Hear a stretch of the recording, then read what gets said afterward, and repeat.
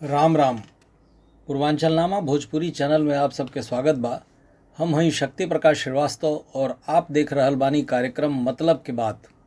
पूरे देश में बिहार एगो ऐसन राज्य है जौने के सियासत के समझल बहुत आसान नहीं है। यहाँ के सियासत के ऊँट कब कौने करवट बैठी एकर अनुमान लगावे वाला बड़े बड़े सियासी सुरमा भी चकरा गई हैं। ऐसन आज से नहीं होत, ये बहुत कई दशकन से ऐसन चलता। राष्ट्रीय जनता दल सुप्रीमो और पूर्व मुख्यमंत्री लालू प्रसाद यादव के एक बार ऐसा स्थिति आ गई रहे कि उनके घरेलू पत्नी राबड़ी देवी के मुख्यमंत्री पद पर ताजपोशी कल गई रहे।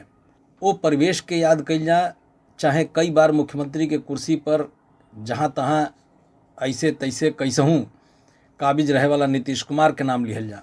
ये दोनों ऐसा उदाहरण हमें जौन ए अनुमान के पुष्टि करत हैं कि बिहार के सियासत के समझल आसान नहीं है।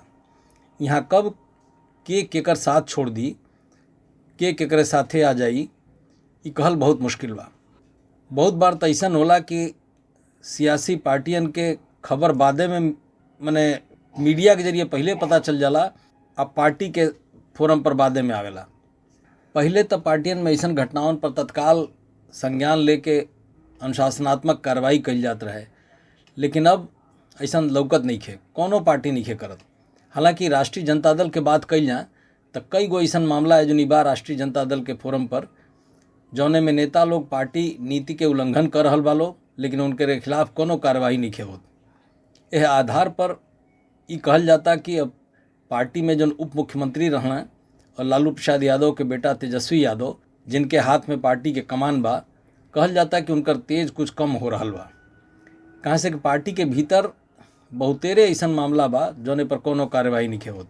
लगातार पार्टी में देखल जा रहा बा कि पार्टी के कई गो नेता अनुशासनहीनता कर रहल बा लोग, लेकिन कोनो कार्रवाई नहीं होत।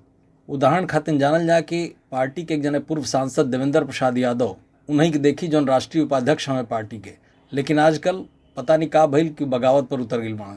शुरुआत में तो यहाँ तक कि कहलें कि चिट्ठी लिख के लालू प्रसाद यादव के कहलें कि पार्टी में कारोबारीकरण बढ़ रहा बा। मैंने ए तरह की चिट्ठी लिख के वो कोशिश कैलें कि हम बड़ा पार्टी के हिमायती हैं, लेकिन आज उनकर हालत ही बा कि पूर्णिया के पार्टी के उम्मीदवार जो मीसा भारती है लालू प्रसाद यादव के लड़की, उनके खिलाफ निर्दल चुनाव लड़े वाला पप्पू यादव के समर्थन कर रहा बा, लेकिन अभी ले पार्टी की तरफ से कोनो उनके नोटिस नहीं दिया। ये नहीं, यही तरह नवादा में एक जने विनोद यादव बाणे, उन्हों के मामला में पार्टी चुप्पी सदले बा। विनोद अपने पार्टी के घोषित उम्मीदवार के खिलाफ ही निर्दलीय ताल ठोक रहा बाणे, लेकिन उन्हों के कोनो कार्रवाई नहीं होत।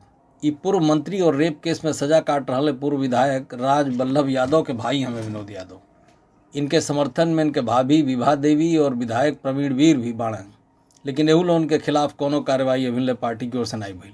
यही तरह जेल में सजा काट रहे महाराजगंज के सांसद रहे प्रभुनाथ सिंह, सिवान जिला के लगही महाराजगंज लोकसभा क्षेत्र है, तो ये जेल काट रहा माने प्रभुनाथ सिंह, उनका लड़का रणधीर सिंह के पार्टी के टिकट मिले के रहे, लेकिन पार्टी ना दिलस कोनो वजह से।